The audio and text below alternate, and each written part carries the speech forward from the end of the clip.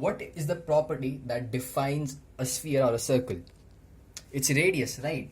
We need only one measurement of the radius, and then you can use, prove or arrive at important results just using the radius. Now this distance between the center to any point of the on the mirror, this distance or this distance, these will be equal because it's a spherical mirror, and this distance is the radius, and we call it the radius of curvature. We denote as r radius of curvature. Okay, and again for convex mirror, this will be this length or this length, whichever you choose. Now we need another thing happens if we consider this one. Okay, let us label this point as M and this one as M, N. If we join these 2 points, okay, that not be my dust. Yeah. Okay. This length MN is known as the aperture of the mirror. MN is the aperture of the mirror.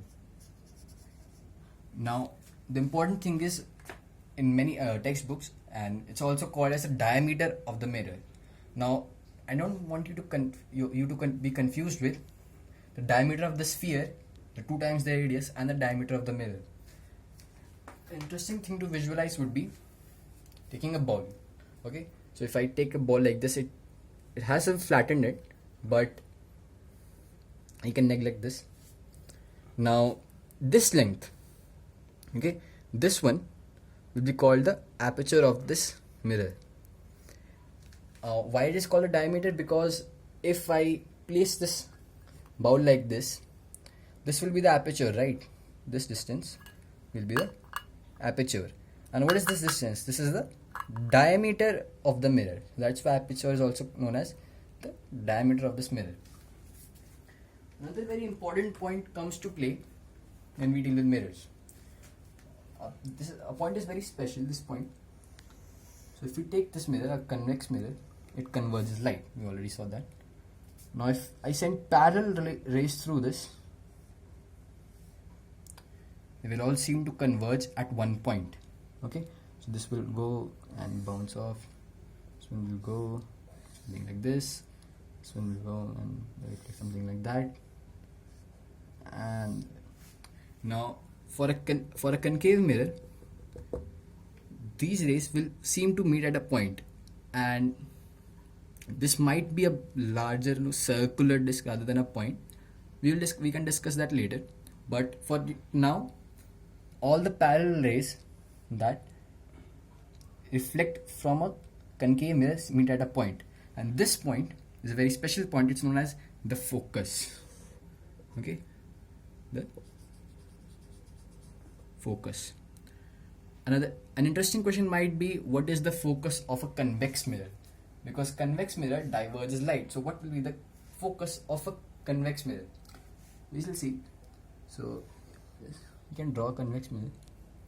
Okay, and that's how rays of light will interact. Now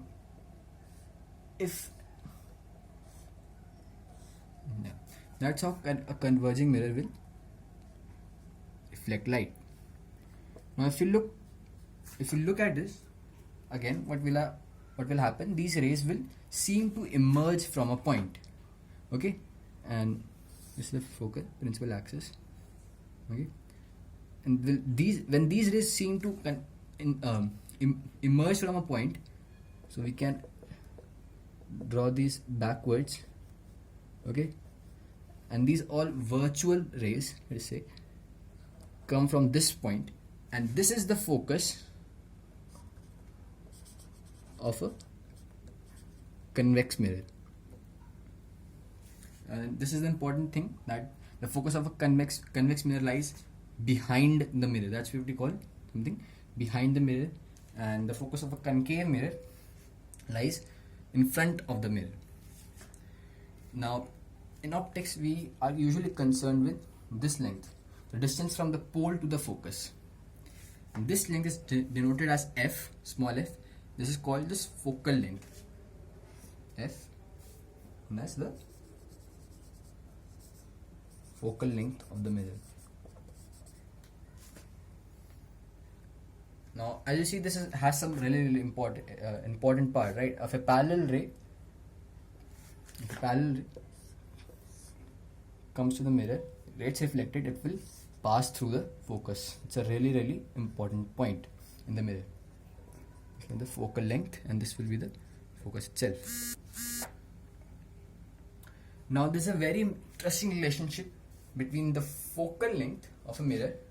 Let us say this is at some point, this is the focal length, okay, f, and the radius of curvature.